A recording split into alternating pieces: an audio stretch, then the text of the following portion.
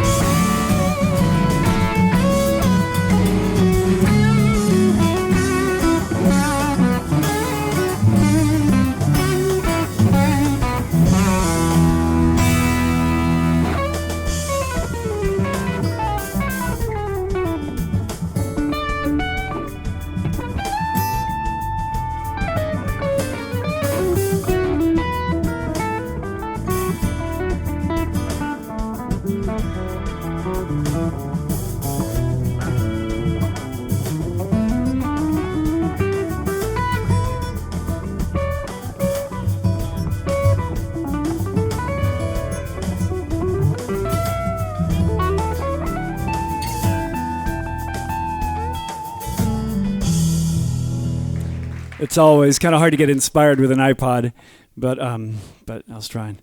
That was a song called "Falling Up." That was off my last CD. Let me get a little more comfortable. Well, for some of you guys who know who I am, this may be a little bit redundant, but I'll just go through really quick who I am and what I do. My name is Hinds, and I was born in Alabama, or raised in Auburn, Alabama. War Eagle, Cam Newton. Anyway, so you might have heard of him anyway. But I went to Berkeley, went to school, Berkeley School of Music in '78. I moved to MI, moved to Los Angeles, went to school at MI in 1985. And since then, I've been on staff there, and I've been lucky enough to tour with lots of different groups and do sessions. And I just started doing my own music about 5 or 6 years ago, which is one thing I wanted to talk about because I kind of wish I had been pursuing that when I was 20 years old, because it's kind of paid dividends in a soulful way as well as financial way after all these years. So that's where we'll start, I guess. I can just tell you what I talk about in my clinics, and my experience teaching at Musicians Institute for like 20 years has given me some insight into what obstacles confront students and people who are trying to become guitar players. And just one little thing, people always ask me, because I can kind of play over jazz and I can kind of play fusion, and there was one point when I went to Berkeley, my first day of school at Berkeley, I placed into a kind of a high level of harmony class. And I remember my first day, we all lined, there was like 60 students, and we all got in this class, and this teacher pointed right at me and said, "Okay, give me the notes in the C sharp minor 7 flat 5 chord." And the class was quiet, and I went, "C sharp?" That's all I could think of. And this little girl next to me said, "C sharp, E, B, G, B." You know, she like knew all the notes in the scale really quick, and I was so embarrassed, maybe because of that reason, and because I'm kind of competitive by nature. I went home and I learned like every key signature and every circle of fifths and everything diatonic in the first week because I was just so embarrassed. So a little bit of theory goes a long way, and that's one thing I just find always seems to be that's always a big chasm there between a lot of my students who are kind of stuck playing only blues and maybe don't play blues that well, but they want to play some fusion, but they can't really get into playing giant steps yet, and just trying to learn that little bit of theory. I know if I could do it in a week's time, and I know that anybody could do it, in a month's time, and it's one of those little things that's no fun at first because you're just memorizing scales and memorizing, a melodic minor up a half step or down a fourth or whatever to play over certain chord changes. But it paid really huge dividends. And maybe if there's one thing that maybe gives me a certain advantage to some of the guitar players sometimes, or I shouldn't even say advantage, gives me maybe a little more variety for my ears, is that I do know the scales really well all over the fretboard. I mean, I know all my modes really well, and I kind of know some theoretical things that I can play over most chord changes that are thrown in front of me pretty effortlessly, and that's opened up my ears, of course, moving to MI and hanging out with people like Robin Ford and Scott Henderson and Joe Pass at Musicians Institute when I was there. It just opened my ears to everything, and I learned how to appreciate listening to a saxophone player and go, "Oh, that's a great solo, I want to learn what he's doing there," as opposed to everything being guitar. So it's been like an evolution through the years, but that little bit of like knowing theory, I tell my students this all the time. I say, well, it's no fun at first. It's like memorizing the preamble. It's just memorizing. D has 2 sharps, and B flat has 2 flats or whatever, that kind of stuff. And it's really boring at first, but you can do it. And especially if you have another guy with you that's in the same place you are, you can just sit there and quiz each other. That's what I did when I was at Berkeley, and it just really paid big dividends. Then I went back to Alabama. We played in bands that were doing Chick Corea, and we were doing pretty more adventurous stuff harmonically. And then going to MI, of course, learning even a little more theory, getting into like melodic minor and harmonic minor, that kind of stuff. Once again, there's a certain academic part of it that's just, it has nothing to do with music, and the fact that you're just learning the scale that goes over this or that chord. Because to me, I still play by ear. I mean, I still hope I retain, maybe from growing up listening to the Allman Brothers and B.B. King when I was a kid, I've always been an ear guy first, and I'd rather hear like one note played beautifully than 300 played really fast, of course, But there's always room for everything, and if you can get an epitome of both theoretical knowledge and the kind of feeling good stuff, it's a great combination. Questions so far? About 6 years ago, I guess it was, I was in Baked Potato playing one of my gigs, and it was happened to be using this pedal that I liked so much. At the time, I'd given up my tube screamers and given up my rats, and I was using this AC boost, which was a new pedal at the time. And Toshio, the owner of the company, saw me using it, came up and told me he made the pedals, and so I've had a good relationship with these guys ever since. And that's one of the reasons we're here today, of course, is to talk about all their products and all the new stuff they have going on. People ask me that all the time. I get emails all the time, and I kind of chuckle to myself because I remember when I was first asked this question, I was trying to think, how did I mic that? What was I using on that particular cut? Not that one. It was something that I was trying to remember. And I play a lot of tennis. I remember coming home from a gig one time, and there was my tennis bag and knocked over my microphone. It was like lying sideways underneath the bag, and I had been recording with it like that. I didn't realize it was like that. So, see, that's my secret to my tone. I don't know. There's so many elements that go into it. I think a lot of it is like growing up, I was really attracted to the players who turns out were using their fingers a lot. Like Dwayne Allman, to get a really great slide tone. I think with the flesh of your fingers, you end up getting a different sound. I went through that phase, and I've always liked Jeff Beck. And I was really into Joe Pass for a while when I was at Berkeley, trying to do like the thing. So I was using my fingers, even if it was not single note lines, it'd be like take like a chord and make it interesting. I'd pick it with my fingers, just kind of grabbing, almost like a harp player would do, like one finger per string. Yeah, I realized at the early age that you're playing with your fingers, you could get a whole different tone than you could with a pick.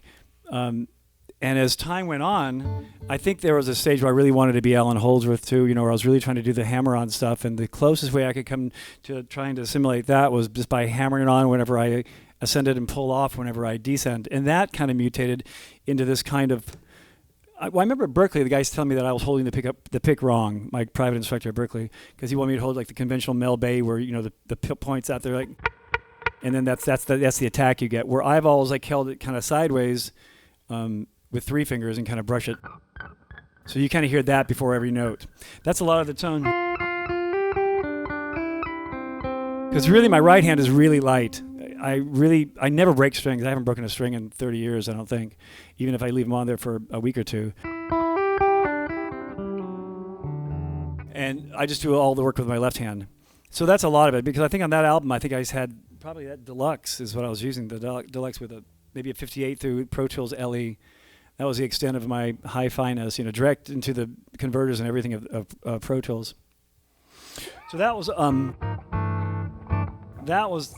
trying to sound like Robin Ford here, trying to sound like Alan Holdsworth there, loving Pat Metheny's tone. The combination of all that stuff, you kind of do everything wrong and do everything your own, especially back then, because we didn't have, we didn't have all the computer, all the, amazing slower downers and ways to figure out music, so we just use our ears. I mean, you're probably the same way, right?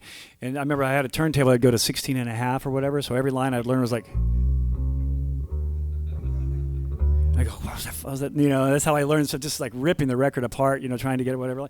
And so half the stuff I probably learned wrong for that reason, and I probably was playing it in a completely different position than the other guy, than Alan Holdsworth actually was, but I came as close as I could. But I think eventually it's like, I think it was a famous quote by somebody at USC or somebody that said, if you get all your stuff from one person, it's thief, you're stealing. But if you get it from many people, it's research. It's kind of, so enough different ways this just kind of came out at the end of the day. It's kind of the tone I get. And I know, a lot of them, I can step you through the actual things that I'm using to get tones. Like I know whenever I use my treble pickup a lot when I solo, because I like all the harmonics it gets, especially if I'm playing slide guitar. When I play slide, I really like to hear the flesh of the finger.